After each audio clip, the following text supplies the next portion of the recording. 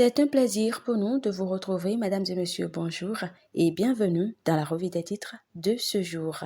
Commençons avec le grand quotidien qui nous apprend au sujet des législatives 2023, 6 709 888 potentiels électeurs annoncés. Les citoyens ont 15 jours pour les réclamations.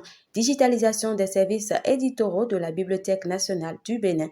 Écrivains, éditeurs, lecteurs et autres séduits par la réforme. Carnet noir, la reine Elisabeth II est morte à l'âge de 96 ans.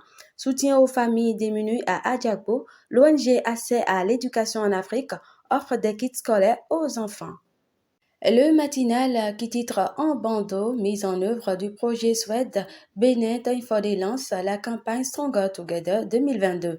Session extraordinaire de la commission de concertation gouvernement-syndicat. Le gouvernement fait des concessions pour une rentrée apaisée. Législative de 2023, 6 709 888 potentiels électeurs attendus. Le Soleil Bénin qui titre En bandeau, festival scientifique et culturel des clubs UNESCO de l'Afrique de l'Ouest, le Bénin va abriter la prochaine édition de 2024. Fonction publique, de bonnes nouvelles en perspective pour les travailleurs. À lire à la page 9 de ce quotidien. Augmentation du prix des fournitures et frais de scolarité, risque de déscolarisation de certains enfants. Effondrement de plusieurs ponts dans le Nord, Talon prend une décision urgente pour soulager les populations.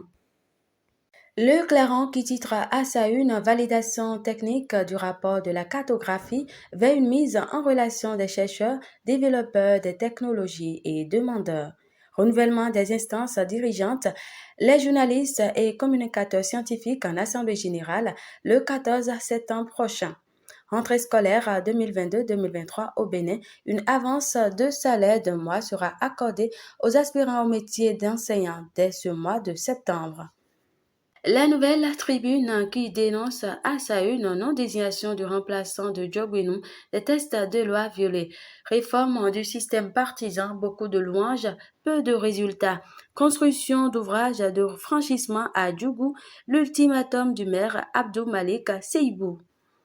Le quotidien La Cloche qui titre en bandeau décès de la reine Elisabeth II à 96 ans, Talon exprime sa compassion au peuple du Royaume-Uni. Depuis Ilakondi, département du Mono, Véronique Toinfodé lance Stronger Together 2022.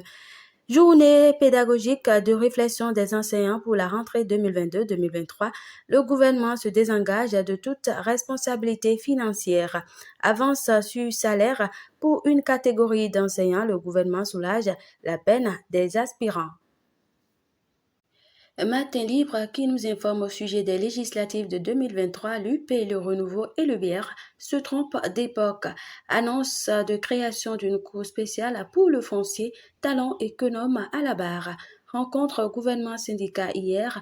Le point fait par la COSI Bénin, les détails à lire à la page 2 de ce quotidien. Commémoration des 10 ans du journal à l'économiste, tout est fin prêt selon le promoteur. Et ce sera tout pour ce numéro. Présentation Esther Koudjenoumé. Surtout, n'oubliez pas de vous abonner à notre chaîne YouTube, d'aimer, de commenter, de partager et bonne journée à vous.